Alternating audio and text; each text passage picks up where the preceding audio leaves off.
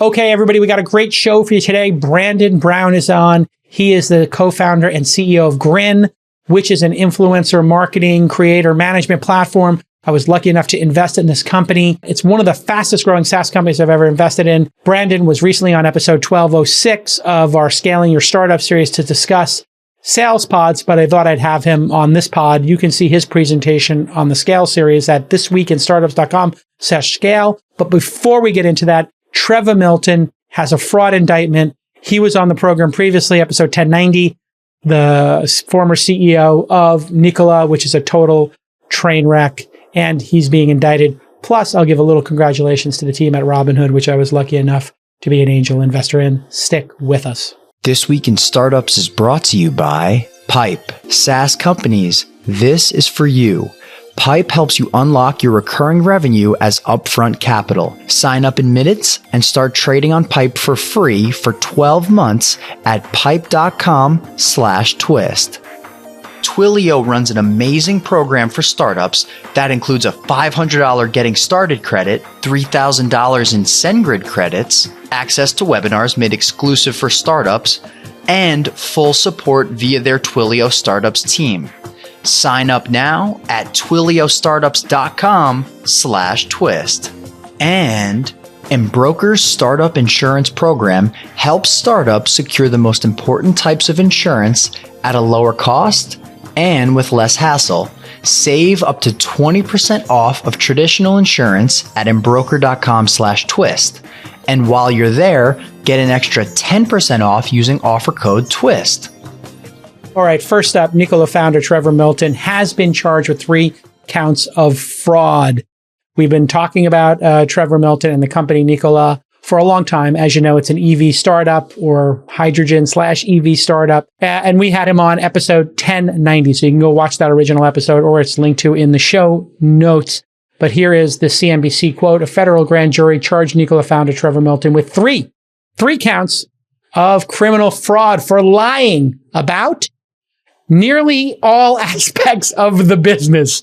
So he was lying about, and this was in quotes, nearly all aspects of the business to bolster stock sales of the electric vehicle startup, according to an indictment unsealed on Thursday. Milton resigned as chairman in September after fraud allegations surfaced, and our friends at Hindenburg Research dropped a bombshell report. Here is the quote from U.S. Attorney Audrey Strauss from a press briefing this morning. This is a very straightforward case. Milton told lies to generate popular demand for Nikola stock, beginning at least in or about March 2020, when Nikola announced that its stock would become publicly listed. Milton became increasingly preoccupied with keeping Nikola's stock price high. That's her quote. And we saw that if you watched the episode. Nikola stock is down another 9% today, yet somehow it's still at a $5 billion market cap. Who are the bag holders here, and what are you thinking? I mean, even if you lost 90 cents on the dollar, that 10 cents, if you made a bet on a company that goes 10 or 20x, you could get whole and you could get maybe double your money back. All money has value. When you're losing this badly, get up from the table, take your chips, and go find another game to play in. So remember when I interviewed him back on episode 1090, Trevor was all over the place. And people asked me what my goal was there in the interview. I kind of got the sense that this could be a scam and that this guy was full of ish. And I just said, you know what? I'm going to take the approach of letting him talk. Because if something is a fraud, the more the person talks, the better the audience and myself can get an idea of, is this person legit? In other words, a criminal, a sociopath, a fraud is going to reveal themselves if you can just get them to talk. So that is what I did. And when I asked him about his product, he said that the company went public so they wouldn't develop the problems that WeWork had. That was a little bit of a weird red flag. Like, okay, you're describing yourself as somehow the counter to WeWork. And he was very focused on the stock price and the IPO as a product, as opposed to the product he was selling. And there were a bunch of letters of intent. There was just a lot of smoke here. And we covered his resignation on episode 1112 after fraud allegations from Hindenburg Research claimed Nikola was an ocean of lies. Here's a 1-minute clip. I'll talk to you on the other side. Mark controls Facebook, but he has a really good, brilliant team around him that balances him. And there was never that over there. And that's what I've done here at Nikola.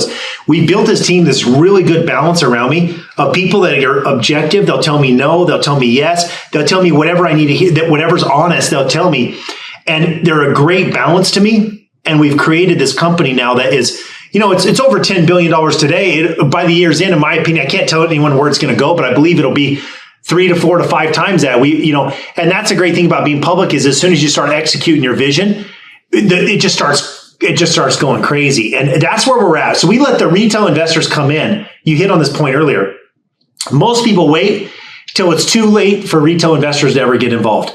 We allowed retail investors to come in and they get to ride the ride with us. Now it's very volatile, but they get to ride the ride with us. And that's the advantage. It's not just big, humongous funds that are buying all your stock and they get all the upside. The regular person gets to be part of the Nikola story now. And that's a brand new model that no one's ever really done before until now. Okay. So he's referring to SPACs and getting the company out early before it has product market fit, before it really has customers, when it kind of has these fugazi letters of intent. And letters of intent for me, are just pieces of paper. They literally are worth the paper they're printed on, which I think paper costs a penny a page or something like that these days, maybe 2 cents. So it's absolutely worthless. And this is the perfect example of why you are responsible for your investments. You are responsible for doing your diligence, because he is telling you in this video, he thinks he can go 3, 4, 5x and that you get to come along for the ride and that he's doing you a favor. And all of that sounds really convincing. You listen to him talking about this.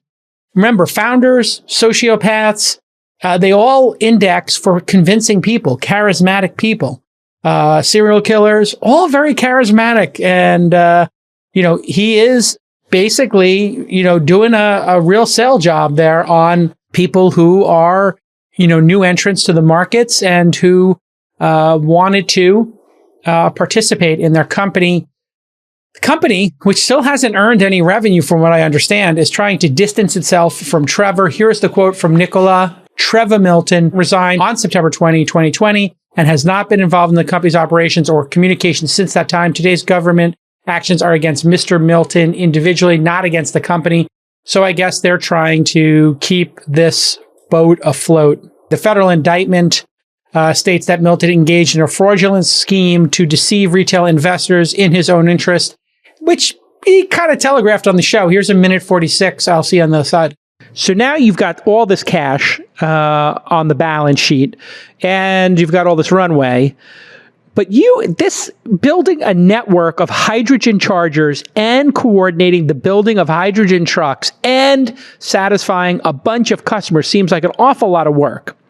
And then, I'm not sure exactly the date you announced it. What date did you announce that you're going to take on Ford's F-150 pickup truck and Elon Cybertruck and the Rivian? Rivian is the other. Rivian. Yep. Sorry, Rivian.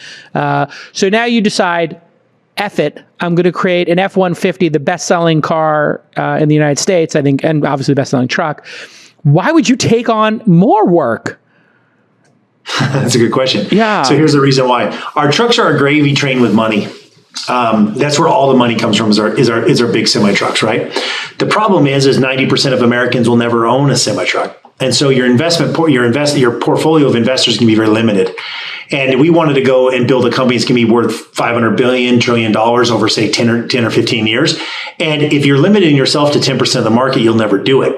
All right. So a couple of things there. Just one on interview technique. And it's interesting to see yourself, interviewing somebody who then turns out to be a fraud. And I had this, this guy's kind of full of it. And a lot of times I will ask a question on this show. And when you see me doing questions, where it will seem like I'm confused. And in reality, I may or may not be confused. I mean, there are times when I am actually confused and I'm asking your founder, hey, explain this thing about NFTs to me, or, explain to me your cryptocurrency project. I don't kind of get it, or synthetic biology. There are things I genuinely do not know about. And when I ask a question and I say, I don't understand this, I don't. But there are sometimes I'll ask a question and it'll seem like I'm confused. And this is a specific technique I use to allow the guest to then educate me, and by extension, you, the audience and part of this community. That's what you just saw there. I'm using a technique of saying, listen, I'm a little confused here. You're creating this business. That seems really hard. Isn't that a hard business? And then you're going to take on this other thing. It's kind of like a lot of work. And this is Columbo. If you've ever seen Columbo, the detective, he asks very basic questions and he seems like he's a bumbling fool sometimes. That's literally the technique I'm channeling there is, can you explain this to me? And he does. And the explanation is probably going to be in this indictment, or some lawyer who winds up suing is going to pull this specific clip. Because in this clip, he talks about the gravy train and all the money they make from their trucks. But that's actually not true. Those are all just letters of intent. There was no gravy train. He's talking about a potential gravy train, or we anticipate this is a gravy train. But I think if the DOJ were to look at this specific clip, they might say, wait a second, he's saying it's a gravy train. He's misleading investors, because any investor who heard that quote itself, and I'm listening to it now, would think that they have a money printing machine and there's so much profit being thrown off from it that why wouldn't they create this badger? And then he says the reason we're creating that badger is to appeal to Robinhood traders, which we all know are new entrants into the market who are day trading in some cases. And you combine that together, that's the securities fraud. I think that video is an exact example of securities fraud. He's exaggerating. He's making a claim that they have this gravy train. A gravy train in anybody's mind would be a train that just produces all this gravy. Money is splashing everywhere. That's the definition of a gravy train in this context. And then he's pouring that into a product that isn't going to make money, but is going to attract retail investors. And he channels Robinhood as the retail investors and that they can touch it. This is crazy. He's literally unpacking the scam on the show. I mean, it's pretty crazy. Hey, everybody. Harry Hurst, yes, the co-CEO and co-founder of Pipe.com is with us, and he's going to explain to you how Pipe.com works and what a great innovation it is for startups. Many of my startups are using it. Harry, welcome to the show. Thank you, Jason. So tell us, what is Pipe? And for people who don't know, it's Pipe.com. Great domain.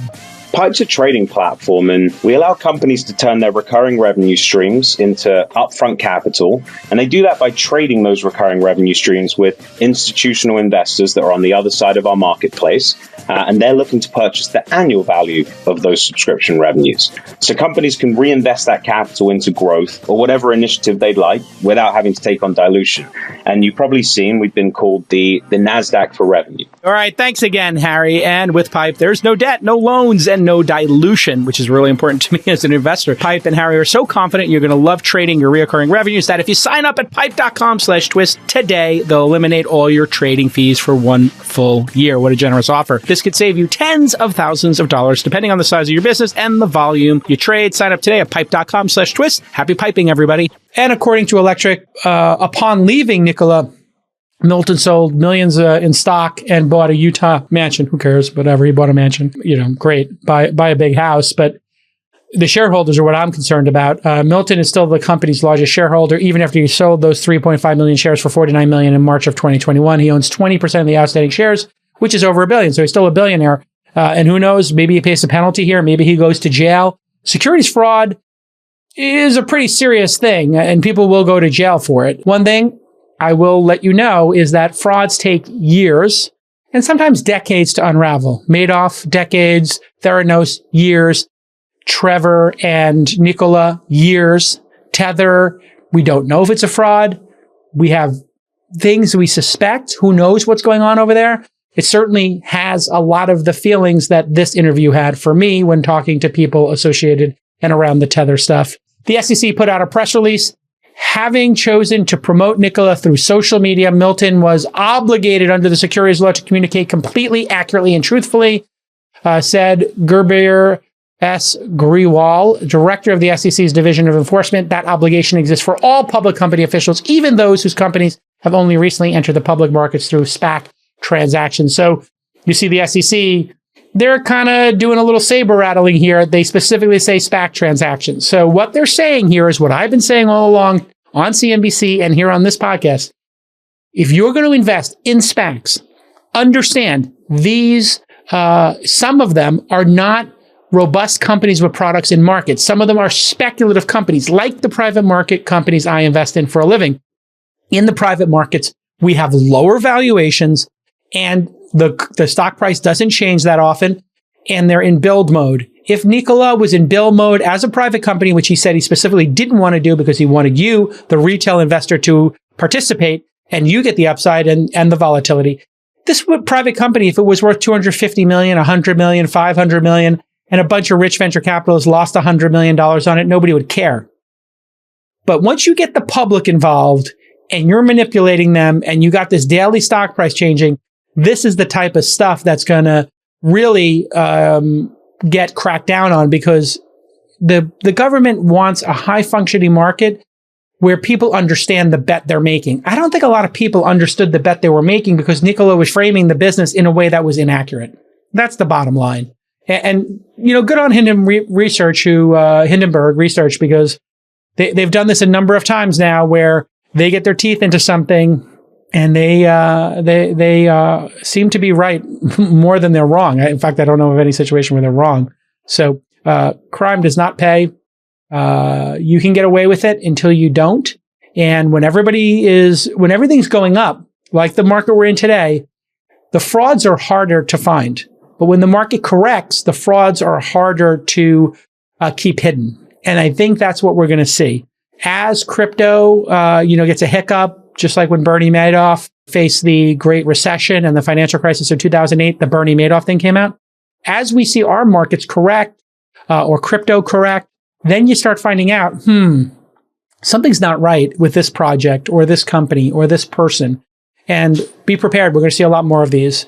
If you want to speculate in crypto, if you want to speculate on SPACs, or, the series of SPACs, which are pre-revenue companies, please be careful. Pre-revenue companies, low single digit. If I was talking to my friends and they asked me and they made, $100,000 a year, they had good jobs, they had some savings, and they said, hey, I want to make some bets.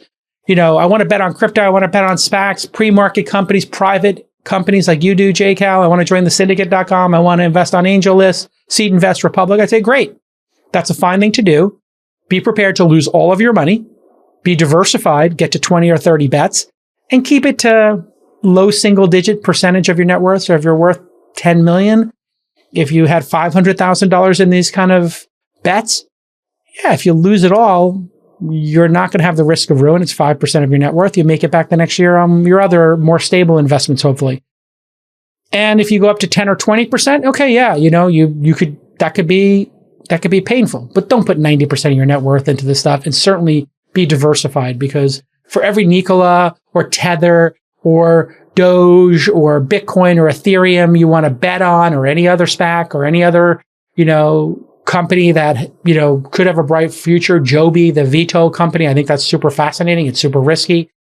For every one of those, maybe have 2 or 3 Amazons, Ubers, Robinhoods, which I'm in those last 2, Airbnbs I'm not in, even Coinbase. You can have a range of speculation in your portfolio, but man, be careful with these pre-revenue, pre-product market fit companies, because then you're going to be in a very disadvantaged position if you're not inside the company, if you're not talking to the founder every day, and you're not doing it for a living.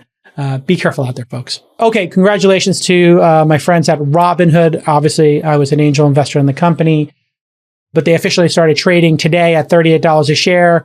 It's been bouncing around down about 10% and then came back to 37, all in the span of a couple of hours. Baiju, Vlad, the whole team, congratulations. I know you worked really hard to get here, and it was not easy. There were a lot of bumps in the road, but you stayed focused on the customers, and the customers have been increasingly adding to their net deposits. And if you look at the annual cohorts of net deposits, what you're seeing is people who started using the product in 2017 have a multiple of the money they had in 2017 in their accounts in 2020. And the people coming on board in 2019 and 2020 are putting even more money to work and have even larger deposits, and the revenue coming from them is increasing. It's a vibrant, dynamic, awesome product and business. And I think, despite what happened with GameStop and some of these crazy moments, More market participants is a better, higher functioning market. And younger people learning how to trade stocks. I think 16, 17, and 18-year-old, 15, 16, 17, 18-year-olds in high school, sophomore, junior, senior year, we should put $500 in everybody's account, $1,000 in everybody's account, and let them start trading. Whatever we can afford to put in there, because that's an education of financial literacy that too many people don't have. And if every young person was given but $100 a year, by our government to put in their Robinhood or whatever other account, Wealthfront, pick a company, and they got to trade shares and learn how the markets work, the time in market is what's important, not timing the market, and learning how to trade stocks, learning how to do options, puts, all this complicated stuff. This is going to make a generation who is so financially literate and they have such agency over their finances that they are not going to get taken for a ride by Wall Street or by banks, etc. They're going to, or even working for the man at big companies.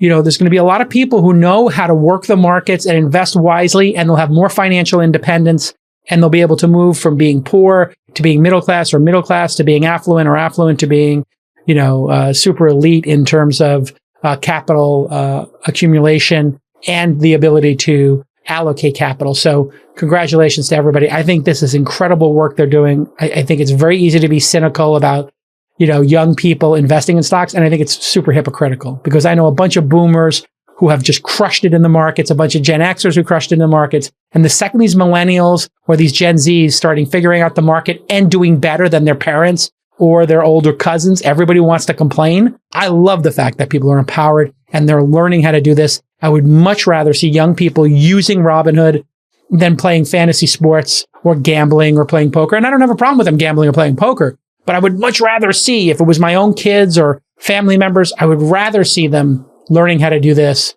than going to Vegas and playing craps. Let's be honest here. So congratulations. Vlad mentioned on Saturday they're considering offering Roth IRAs and other retirement accounts. That's really the next card to turn over here. I've known about that for a long time.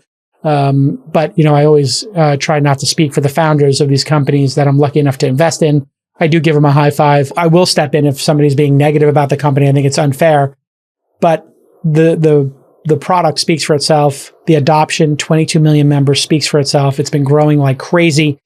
And just imagine, these 18-year-olds, 25-year-olds on Robinhood, whatever age they are, what are they going to look like in their 40s and 50s? I mean, they're going to be so financially independent. And all of this worry we had about them with school loans, etc. I think that pendulum is now swinging. I think young people are realizing I shouldn't go into debt for these giant school loans. That doesn't make any sense to be $250K in debt. I could have put that into a trading account and I could have turned $250 into $1 million in that amount of time. What did I do to myself? And now they're going to correct that. And they're going to correct it because they have no choice. They got to hit these school bills. So I just love the fact that people are becoming more financially literate and that they will absolutely inherit, basically the planet with a level of understanding of financial markets that the generation before didn't have. And that's going to be great for society and upward mobility. Upward mobility is really what I'm talking about in my next book and that I'm writing right now. And really, upward mobility comes from either being a founder or a capital allocator or having some ownership in these companies, and owning a piece of publicly traded companies is a great way to start that journey. And if you hold for the long term and you pick really great companies, the history has shown us that overall the markets have returned, whatever it is, 7% a year on average.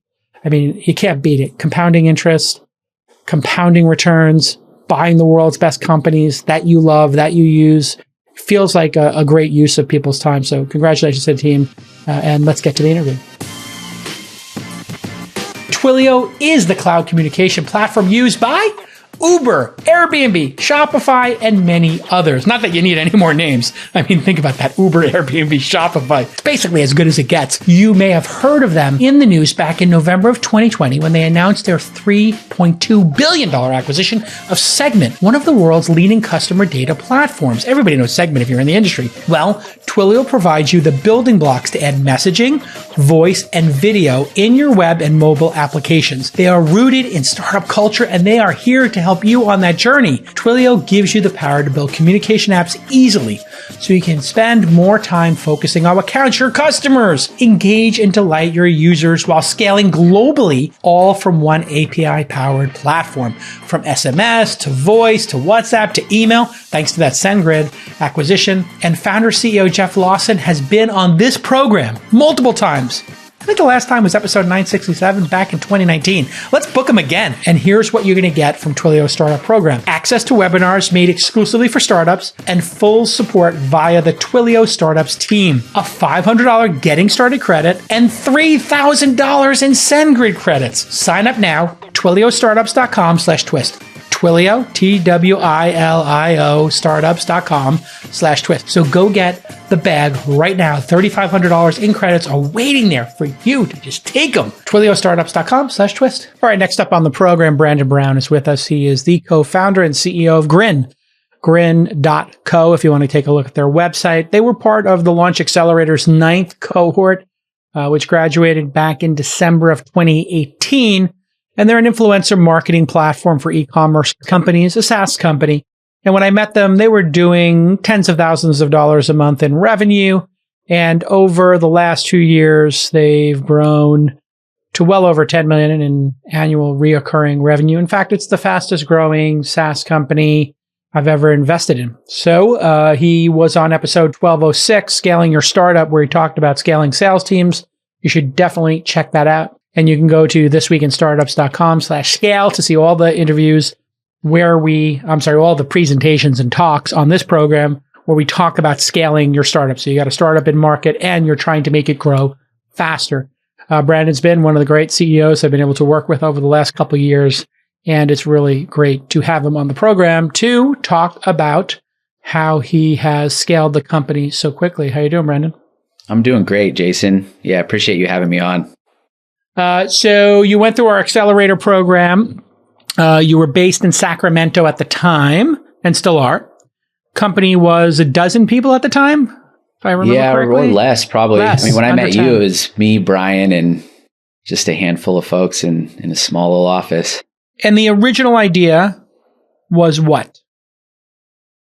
So influencer marketing software. So my background is in consumer marketing at Red Bull. In that role, I built big opinion leader programs there. So opinion leader marketing at Red Bull is how do you drive outcome through musicians, artists, athletes, these like relevant scene insiders. Opinion leaders is the previous term for influencers, I guess. Yeah, before social. Yeah, before social media, an opinion leader was somebody whose opinion led the pack.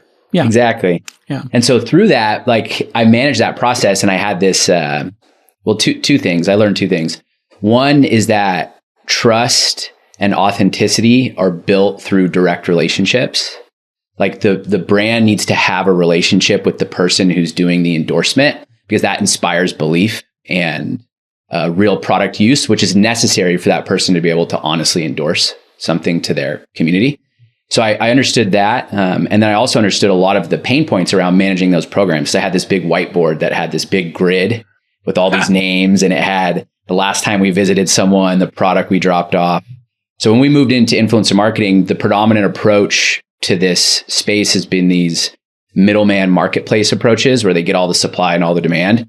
And our view is that that's just way too transactional. There's no ability for the brand to build a relationship. So we launched a SaaS, solving workflow, system of record for brands. And now we're the clear category leader and growing fast and feeling good about our progress.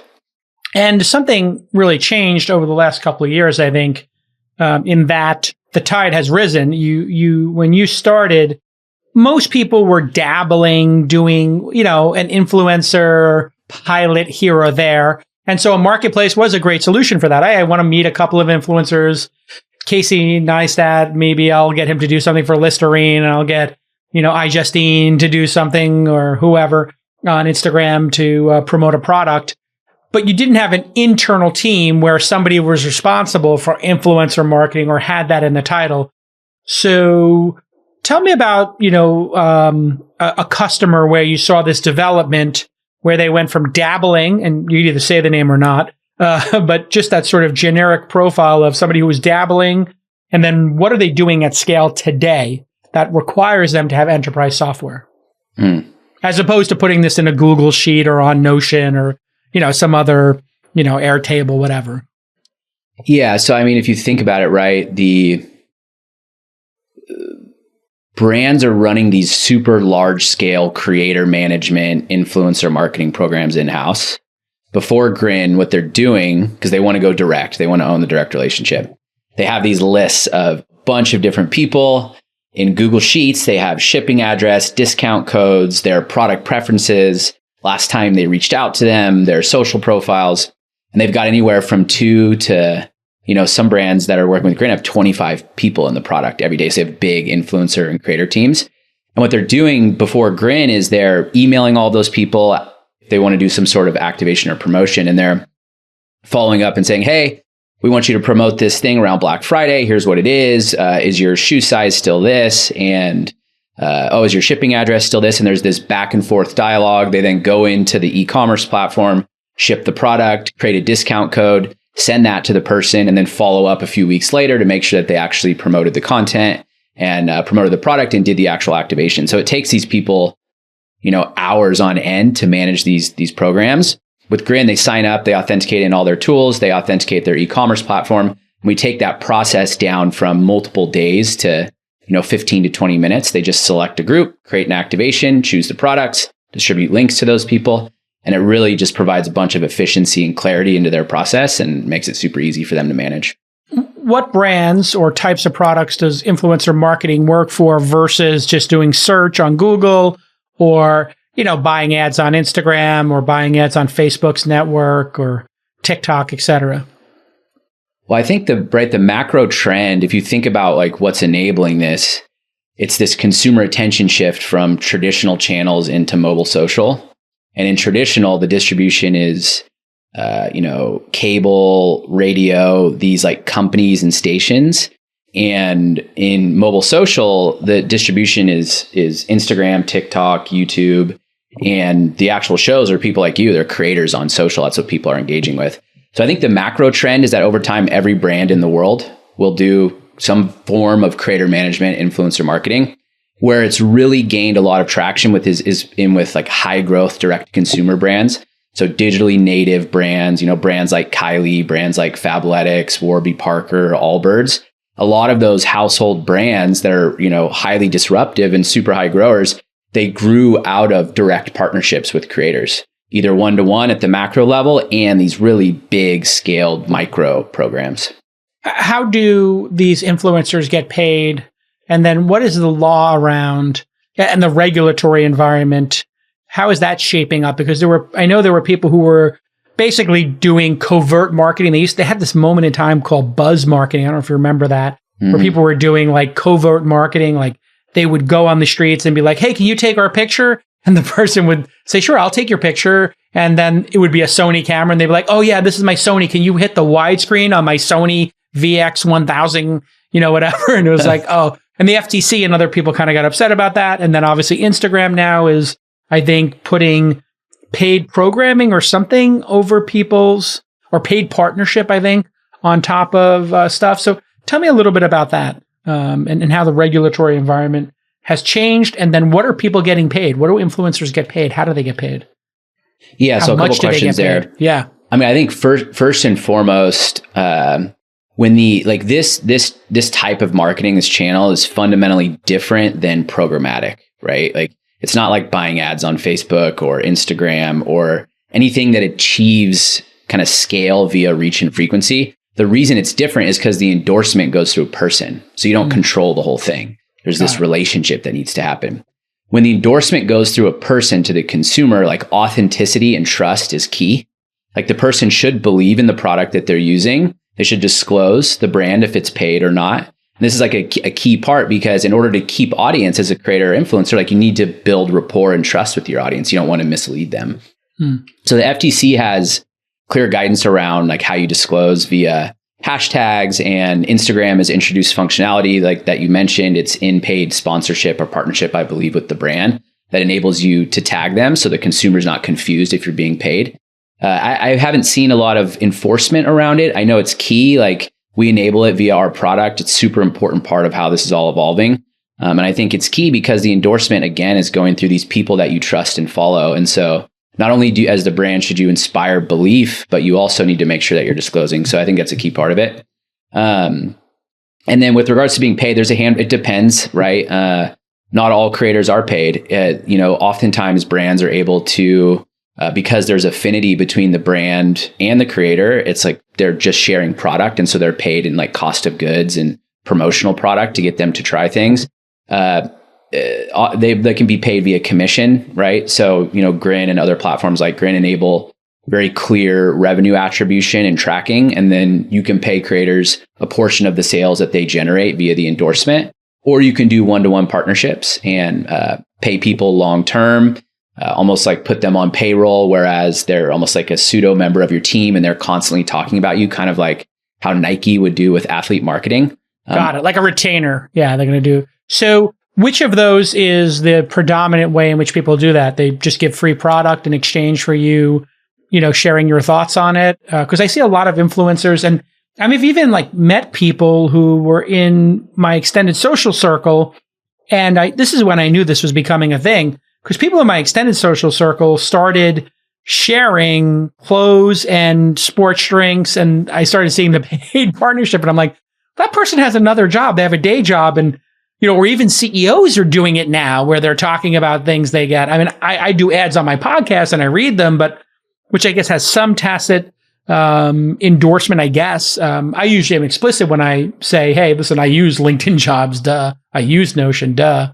And we kind of created our own white label approach where if somebody is a product I use, we white label them. In other words, hey, Jason would love to talk about it because he uses it and he can riff on it, or I can just read your ad straight from top to bottom, and it's a live read, but not as much of an endorsement because I don't use the product. I don't need it. And I think, Jason, the consumer knows that. And you're doing the right thing in both of those because you're disclosing that it's paid and or there's a monetary exchange in both of those. Yeah, it's very clear, yeah. But the consumer can tell very clearly if you're like, hey, I love Notion, I use Notion. And by the way, they're paying me for this, but doesn't mean I still love it. And so I think there's this impetus on behalf of the brand to inspire that feeling, either through great product execution, great marketing, great brand building, but also you can do that by making friends with the people who are creating the content and you inspire belief. And so I think that's a great example of kind of how it translates to the consumer.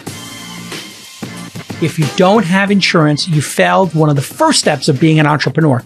And Embroker's technology saves you time and money.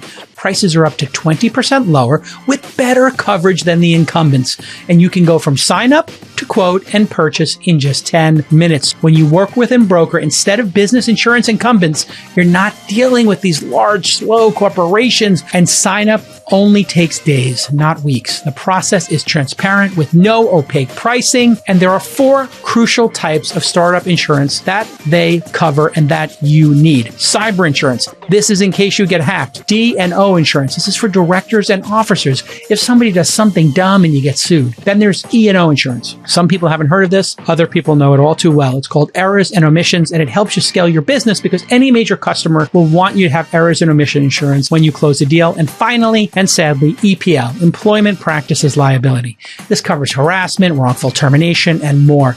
If you are running a business and you hit any kind of scale, somebody is going to either do something stupid or somebody is going to feel that they were wrongfully terminated. Even if they were terrible and you fired them with cause, they can go find an attorney to sue you. You need to have EPL. And you need to have all 4 of these types of insurance if you're going to become venture backable and you're going to build a robust business. To instantly buy custom built insurance for startups, go to embroker.com/twist. EMBROKER.com/twist. Embroker.com/twist. And use my offer code TWIST to get 10% off. What are the mid-market influencers make a year in your estimation if you had to take a guess on, somebody with, I don't know, as a mid-market person on Instagram, 100,000 followers, 50,000, and micro is 10. Yeah, I would probably put a mid-market, and I don't have revenue figures for them, but I'd probably put a mid-market at like maybe 250, something like that. 250,000. Oh, that's mid-market at 250,000. Okay, so they have 250,000 followers. And what do you think that person gets paid to do, a campaign? Just ballpark. Would they get $10,000, $1,000? What would the range be, an average, if you had to take a guess? I think depends on the brand relationship with them and the affinity that they have for the product.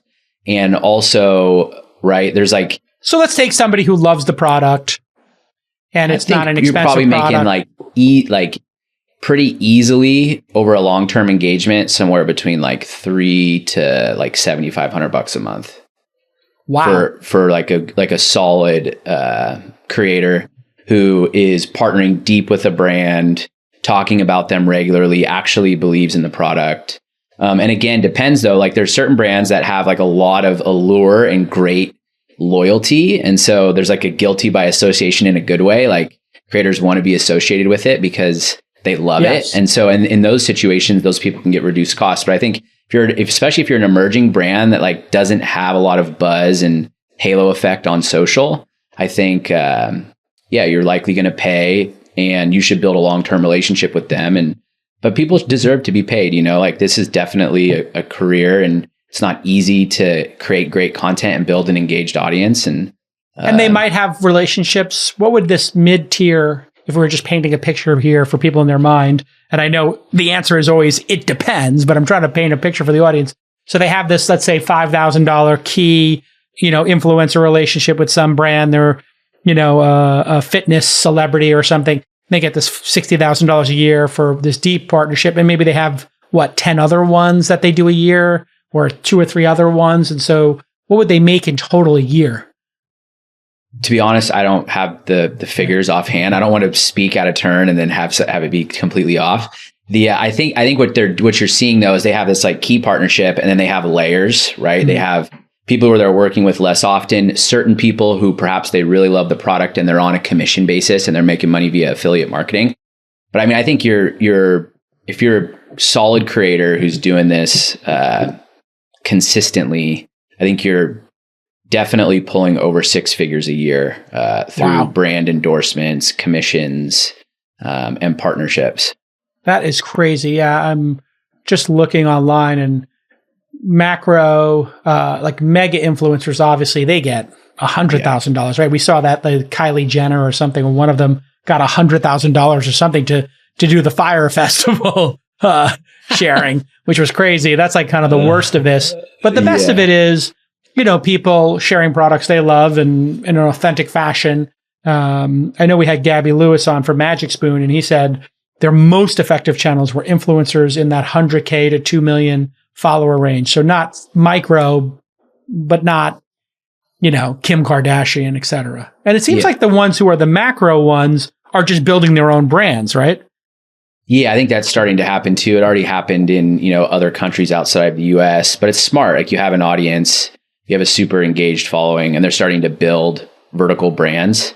It's kind of like I almost think about it in the same vein as like the movie franchise, right? Where like the movie is the key entertainment that makes money, but also they build a franchise of products around it. And I think like really smart, especially mega creators on social, if they're not already doing that, are going to continue to do that while still probably partnering with third party brands as well.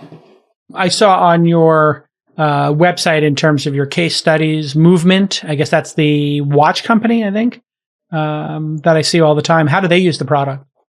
Yeah, so similar to how we spoke a few minutes ago, right? Like Movement is one of those brands that was one of the first, I think, brands to really figure out how to harness Instagram in a powerful way. The founder, Jake Kassin over there, super talented marketer. They've got a really strong team.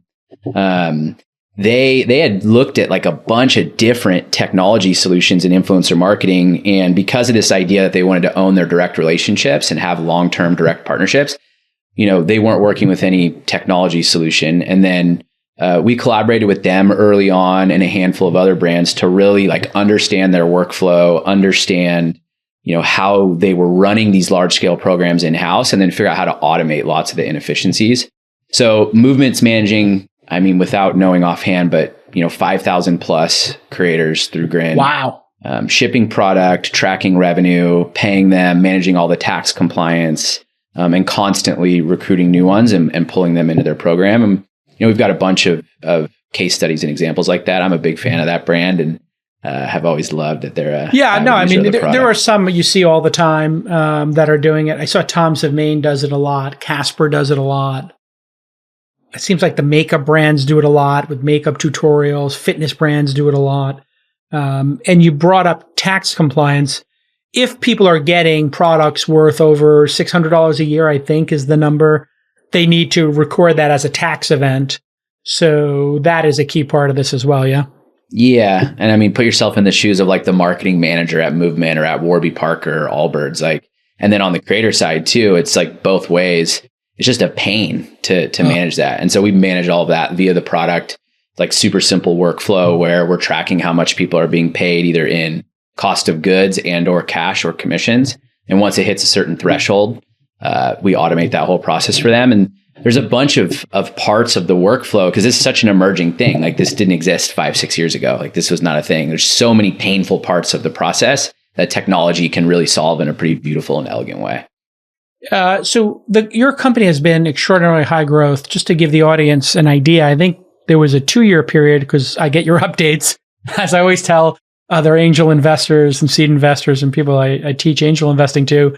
Like there's a correlation between how well the company's doing and how many updates they send. You were sending your updates more regular than anybody, but maybe Calm during that period, and maybe Lead IQ. And there's always a correlation and with incredible performance. I think there was a 2-year period where you went from $1 million in annual revenue to 10 million. Correct me if I'm wrong. Yeah, that's right. We're proud of kind of growth and right. We have obviously a huge vision for the company and how we move it into the creator economy over time and how we can really build a big, valuable public company. But that only happens with great execution. Like you have to execute first and foremost. Yeah. You got to hit the plan. You got to move quick. So yeah, we went from 1 to 10 million in just under 2 years. In recurring revenue. And Grin is, there's no services, there's no transaction fees. It's all recurring revenue. So it's a SaaS high margin business. And we're well beyond that now, but we're continuing to rapidly scale. And we're pretty bullish on our ability to help lead this whole category, especially from the software side and, reposition ourselves within what people are now calling the creator economy and, continue to solve problems for not just the brands, but also the creators eventually. What were the big challenges in that level of scale? I remember, just based on updates and being on the board of the company, that building out the sales team was a big piece of this and recruiting and the management team. What did you learn over that period of hyper growth? What was hardest and for you to figure out? And how's it going? Well, we're still growing really fast. As you know, the growth rate has actually been accelerating. We kind of slowed it down slightly through COVID, but still growing really fast. I think for me, look, so this is my first company, confident and clear-eyed around the market opportunity and the vision for where we're going, but also have the humility to understand that I'm probably not the best person to run sales long-term. I'm probably, even though I know marketing really well, I'm probably not the best person to run marketing long-term. So our strategy has been just find incredible leaders who have been through this stage of scale before, get them into the company, empower them, remove the roadblocks. And I find that when you get really good people onto the team who know what they're doing, and you can have frank and honest discussion around the problems and the challenges, you can sort through challenges quickly. And I think, when you're growing really fast, you're not going to be able to get to all the problems. There are certain problems that you just have to let burn, like fires you have to let burn and you can't put them out. And I think that's okay because what you're doing is you're prioritizing high growth and trying to capture a market opportunity over kind of sustained, slow, perfect execution. So going fast at all costs and not worrying too much about making mistakes, just worrying about correcting them. Am I getting that right? Yeah, I think so. But I think you definitely got to manage the unit economics, because you can't just burn money. And we all know that $1 of revenue is worth a lot more than $1 of EBITDA. And so I think as long as you're managing the CAC payback and the retention profile and the cohorts, and you understand SaaS unit economics and you're saying $1 of EBITDA is worth more than $1 of revenue? $1 of revenue is So for us, I would rather lose $1 and add to the top line because of the multiple. Like if I can burn $1 in cash and add $1 in net ARR, I'm going to make whatever the multiple is on the SaaS public multiples on the ARR. So I'm willing to invest heavily into growth in an unprofitable fashion in early stage. Yeah. Most people hearing that would say, oh, EBITDA is earnings, revenue is top line, isn't the bottom line what matters? But in our industry with a high growth company, if you can show top line growth in a SaaS business in 2021, you're going to get rewarded.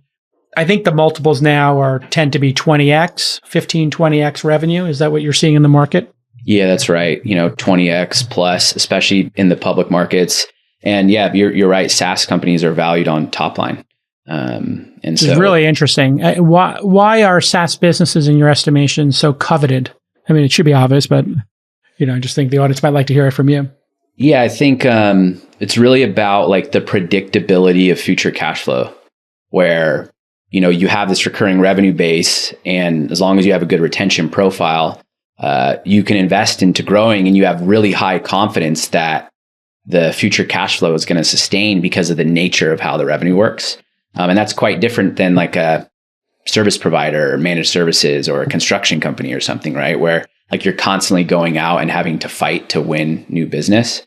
But yeah, it's a good time to be in SaaS, good time to be in tech, and definitely a good time to be in our category in this kind of social creator influencer economy stuff. And most of the time when you bring your software to a partner, you're not going up against an existing competitor, you're going up against a Google Sheet or an Excel spreadsheet or Notion or Word docs, correct? That's right. So these brands are running these large scale creator programs and these like messy tools that don't work together. Some of them you mentioned, right? It's PayPal, Gmail, Google Sheets, Instagram direct message. They have interns tracking down the content. So the majority of the time, what we're doing is we're pulling people out of those legacy systems, onboarding them into our SaaS platform, and then integrating the key tools that matter for them so they can get clarity across their whole program. And I think that's just because of the nature of the stage of this market. Like we've touched on it a few times, but this is something that just was not around like 5-6 years ago, really. And it was just in a totally different way and in a different phase. You were having a hard time recruiting people to Sacramento as your headquarters, and then the world went remote during the pandemic, and you had just ramped up this whole recruiting for Sacramento kind of process, I remember. How do you look at the world now, since you were a company that really coveted everybody being in the same building and working together, and now you've been forced to be remote? How do you think about it today? Are you going back to the offices? Or not? So yeah, good question. So I think Grin will stay remote. We'll always have a headquarters in Sacramento, but we leaned into remote and we're going remote. We've already gone remote. We're at 200 plus people now, and more than half are not in Sacramento. And so, but I think like in an early stage company, like we have very clear product market fit, very predictable growth, big market opportunity. But in an early stage company, really what you're trying to do is you're trying to find product market fit and you're trying to establish the culture. And I think the process to find product market fit is so messy. It's so collaborative with customers, prospects, teammates. Like you really need in-person collaboration. Like you need to get on the whiteboard, I think, and you need to like map out the problems and figure out the solutions. And so I think in an early stage company, being together is quite important. And in the same breath, right? Like we took a lot of time to really establish the culture. Like, what's the core purpose? Like, why does the organization exist? Like, what are our values? Like, how do we think about the world? And because of that, we had a really strong hiring filter for the first, 50, 60 people because we were all in the same office. So I think because of those two things, because we had that nucleus, we've been able to make the transition to remote pretty seamlessly. And I think as an early stage company, I would probably suggest still being in the same room versus starting out remote. That's just my perspective. It's now influencer marketing is now at $3 billion. And it's grown pretty significantly year over year. I think 30%, 40%. What do you think the next milestones are here? What do you think is the big, next wave, if you will, or momentum here and how far will it go? I mean, so for me, I think there's a bunch of, market sizing stuff online. Like the way I look at the market is really bottoms up. How many brands are there in the world and what's the scale? And the second is, I think like as this gets to maturity, like you look at a lot of the like high growth direct brands, like they're spending 20% of their digital on this, like 20, like really? Yeah, 15-20% of their total spend. Wow. On this. So you start thinking it like, what does 20% of advertising look like in digital? And right. And so I think the market sizing stuff is pretty underestimated from my view. I think when you think about where this is all going, right? Like I'm constantly talking to marketers, and what I'm hearing from marketers is how there's been this fundamental shift in how people consume content, and like how people consume content has changed in a pretty radical way. And the way that kind of the market describes that is this creator economy. Like we're now living in a creator economy. Like, what does that really mean? I think it means that we used to tune into these legacy channels and stations, these companies, and you've probably seen this in your own life. You'd have these TV stations, these radio stations. And it's not like that's totally gone, but what has really taken over our lives as consumers is now we're tuning into people. We're tuning into people on, YouTube, TikTok and Instagram. TikTok. Exactly. And I think, I think the future of this is that all the marketing that goes through people, historically, customer advocacy, athlete marketing, right? Influencer marketing to some degree, referral programs, ambassador programs, a lot of the stuff that I did at Red Bull and that they do at Nike, and these really kind of word of mouth driven marketing tactics. I think what you're going to start to see is those start to merge into one new discipline. The way that we talk about that internally at Grin is creator management.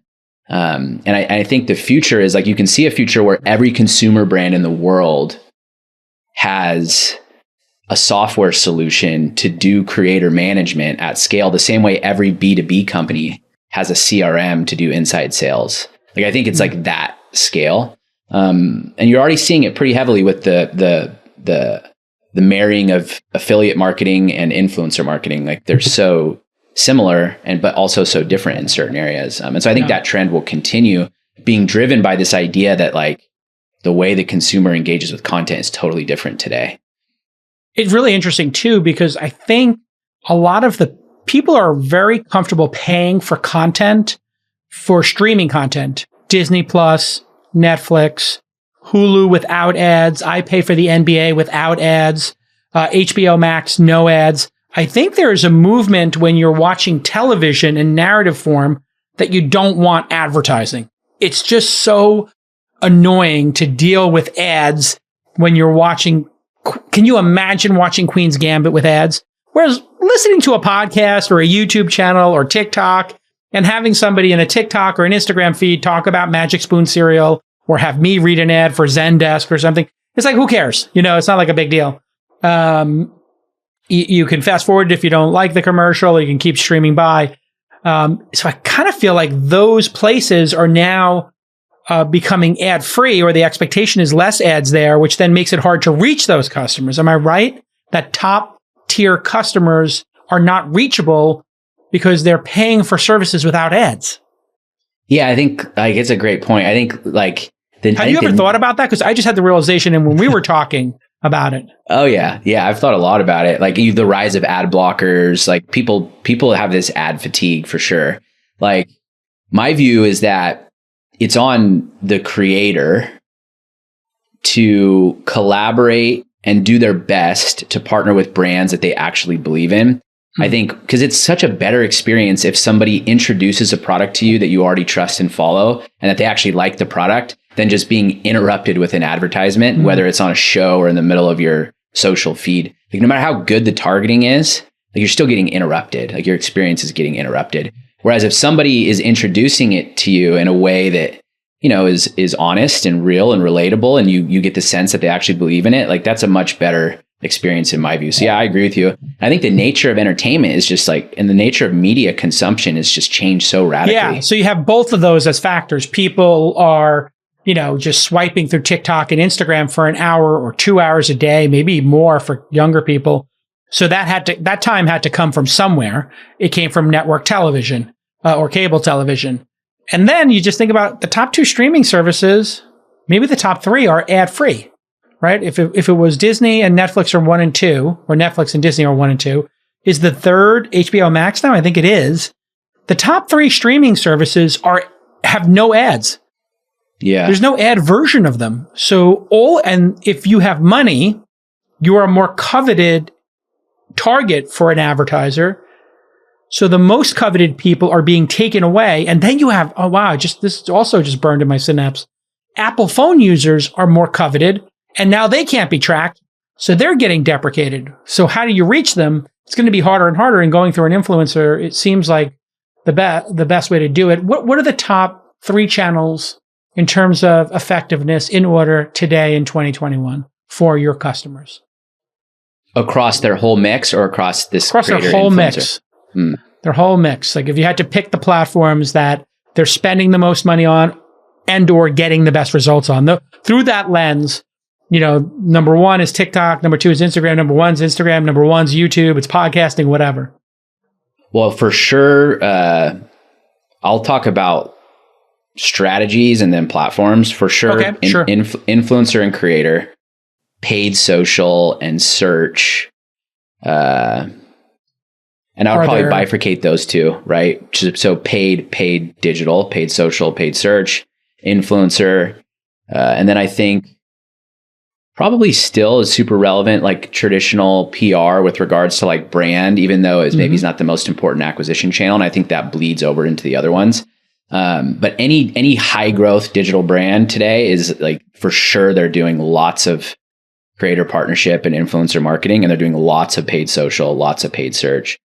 Actually, let me take out PR. I put SEO. I still think SEO is powerhouse, like showing up in the SERPs and on search engines. So who are the coveted creators? Are they YouTubers, influencers on TikTok, Instagram? Let's go down the platforms. Which ones are the most coveted places? If you were Movement or your Magic Spoon, where are you going to look first?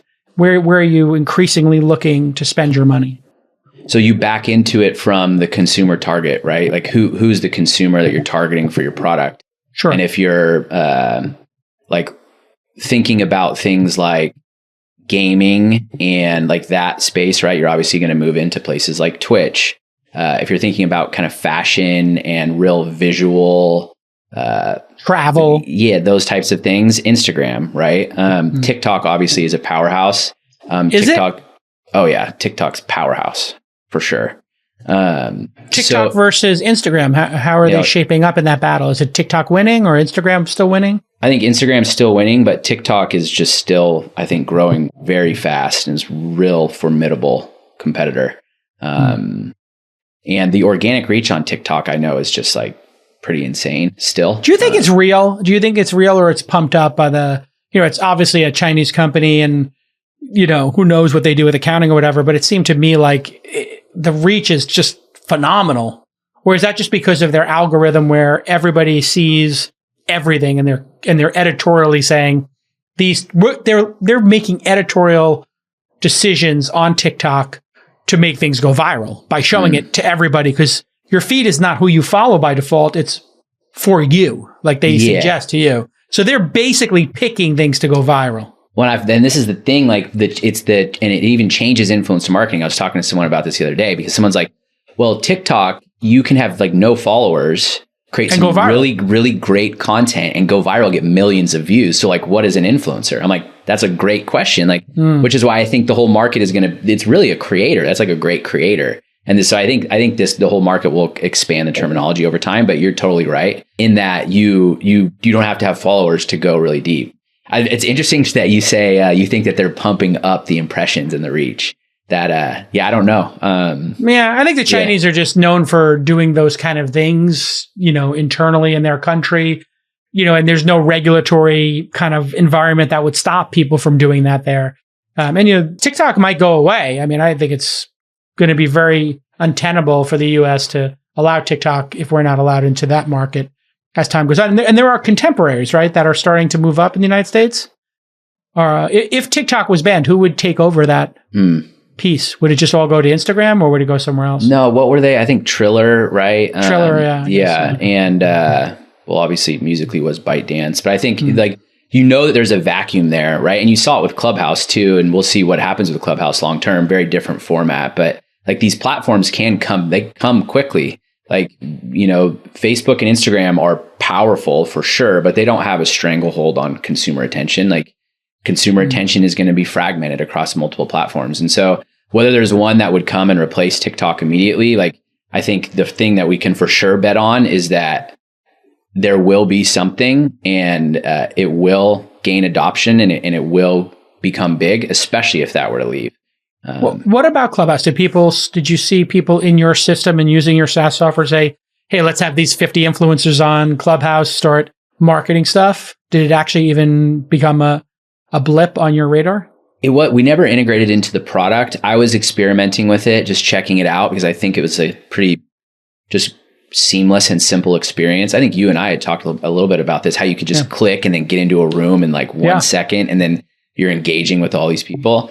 We don't integrate it into Grin, but I think it's an example of like a platform that can like when you get the right viral loop and you get the right people, like it can grow really fast. And I think, you see that with these emerging social platforms.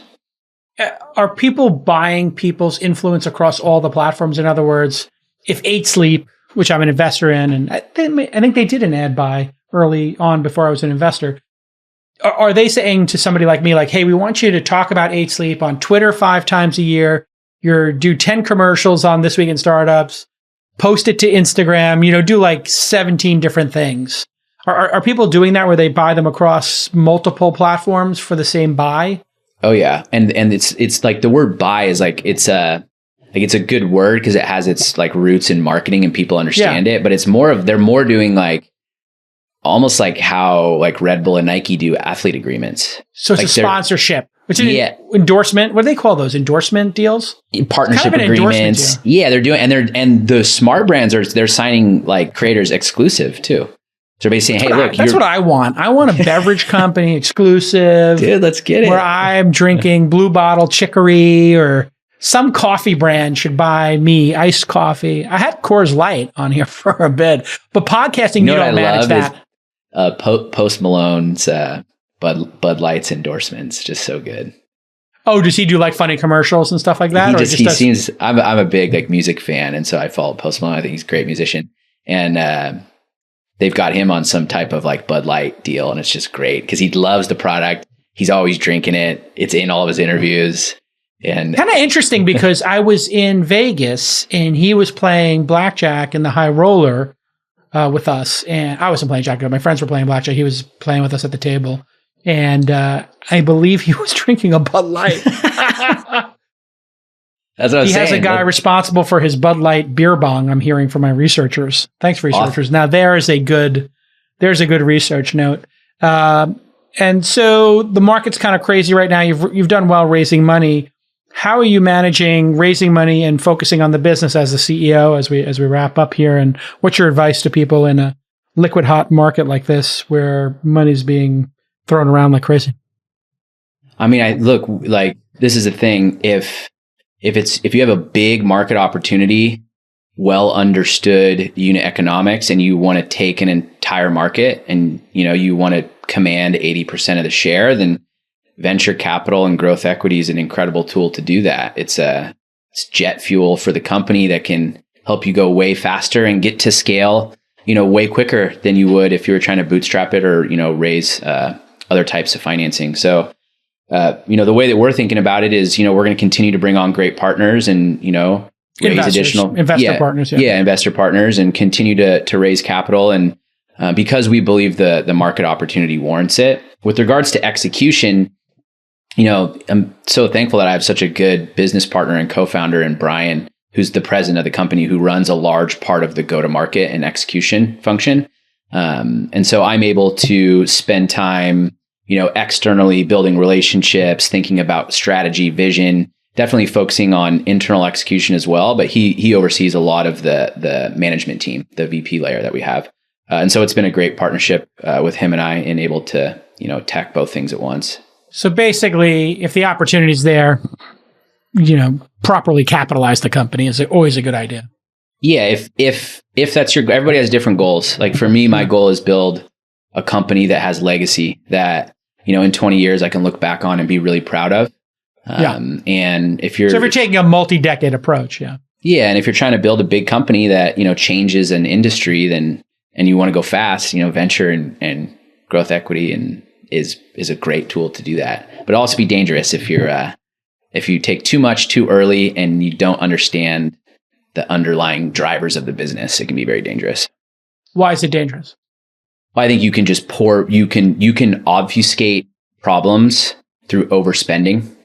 And even if you're close to the business, trick yourself into thinking you have good metrics and you have your go-to-market figured out when really you're upside down on investments if you're not managing sales efficiency and understanding the cohorts and all of that. And money can blind people in that way. So you got to be prudent. It can definitely mask product market fit or create a lot of distraction. What about podcasting? You guys don't get involved in that? There's a whole ecosystem out there for that, or are people managing podcasts through your platform? Yeah, so we don't integrate into it, but we should. I would love to talk to you about it. I think it's probably a super interesting market to think about around, because it's important for the brands. I know the sponsors you guys have on here, like brands are spending a lot of money and they're reaching a lot of consumers through podcasts. So it's not currently on our radar, but I think it's something that we could think about. So I get contacted. We're an at scale podcast in our second decade. So we have a sales team and infrastructure and big, multi-year relationships, decade-long relationships in some cases. And so, it's not a need for us, but there are increasingly marketplaces and like publishing channels. So, Spotify's got its group and Gimlet was part of that and The Ringer, and they got absorbed into Spotify. So like people buy Spotify ads and they get all those podcasts, I guess. And then there's other people trying to build marketplaces of them. So I was just curious if it's dipping down, because I do see a lot of influencers now starting podcasts.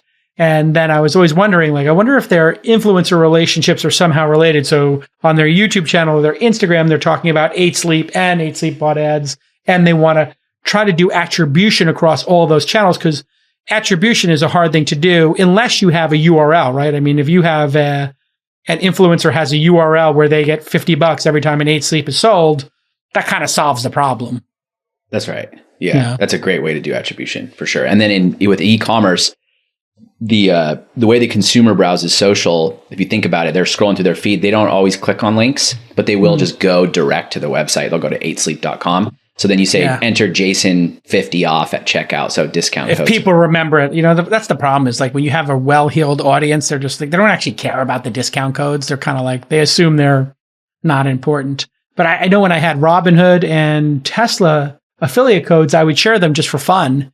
And I blew out the Robinhood free stock thing. They were like, you got 500. You should, let's have you share some Grin. Would you have it? You don't have an influencer. Do you have an affiliate code for your own SaaS product? I've never seen affiliate codes for SaaS products. That's a really good idea. Yeah, we're working on some internal community stuff. We started with employee advocacy and now we're moving into this. So we're starting to explore it now. Question for you. I should probably do that. Yeah. I should probably do that with Peloton or somebody, because Peloton's agency was we don't want to pay for ads. We'll just give you money per sale. And I was like, yeah, we're sold out. We don't want to take the risk. You should take the risk. But we should actually come up with a program where they pay us and they give us an affiliate code and we get paid for the affiliate. So it should be per ad, per that. And we give them something extra like exclusivity or something for Tonal or Hydro. And that's how a lot of the brands are doing it, is especially for the big creators. Yeah, you're right. They're being paid something consistently as a good partner, and who's constantly talking about them. They're getting product and they're also making money on commissions. See, I think if you do that model, it's they paid for the inventory. So I wasn't giving it away for free and I'm not taking the risk as the creator or the podcaster or the influencer. And then if you're getting $50 every time a Peloton or a Tonal or a Hydro or whatever is being sold in 8 Sleep, you're kind of yeah, sure. I would like to share the link again and have 10 sell and make an extra $500. I think it's, I was kind of against all this for a while. And then I started to realize if athletes have endorsements and it's known and it's clear, I think it's kind of cool. As long as it's clear to everybody what's going on, I kind of like it. You were going to ask me something. I was going to ask when people reach out to you, so Peloton, how are they getting a hold of you guys? I have a sales team. I just forward them to the sales team and I just tell them I don't do influencer stuff. A lot of times they try to buy a tweet and I'm we don't sell tweets. I have a podcast. There's ad slots in the podcast. And if you did that, your audience would be like, what is this? You know, like that's the problem. Is like, even when I share an influencer code, people are like, oh, you're rich. Why are you sharing an influencer code? I'm like, well, my friend started Tesla and I'm just trying to help him. And I'm the same with Robinhood. I kind of, as an investor in Robinhood, I kind of like to see the impact I'm having, I like to see if, and I did get whatever, $500 in free shares it doesn't move the needle for me, but people are like, I thought you were rich. Why are you sharing an influencer code? And I did that when I shared my Good Eggs. Because you like it. That's what I'm saying. Well, the reason I shared my code on Good Eggs is it was like, oh, you get $25 for free. And I was like, I love Good Eggs. I'm not an investor. I tried to invest. The founder didn't get me a slot. Thanks. I had him on the podcast. I tried to invest over and over again. And I still shared the code because I was like, God, these mangoes are so freaking good. And these peaches are so good. I want people to know about them. This strawberry jam is ridiculous. It's called Inna.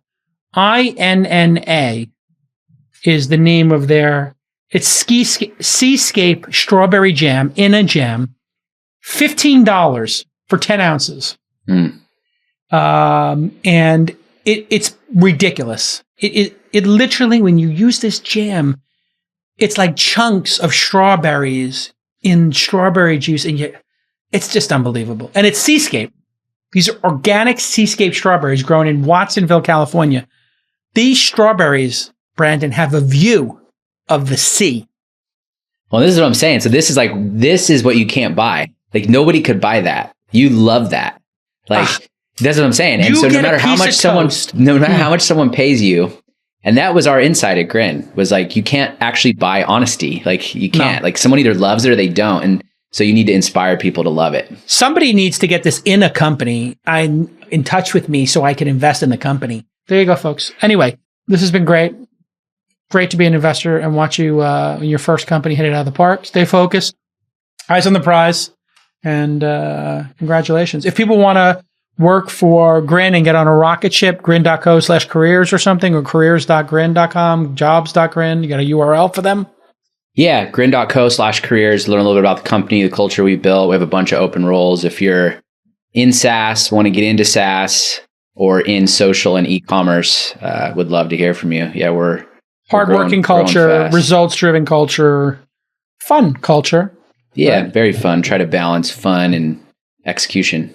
Yeah, and there you go. You got to do both. You got to have fun. Life's too short, but you got to hit the numbers too. Got to hit the numbers. All right, listen, if you're an accountable adult and you want to hit the numbers, go work for Brandon at Grin. He's killing it. All right, we'll see you all next time on This Week in Startups. Bye-bye.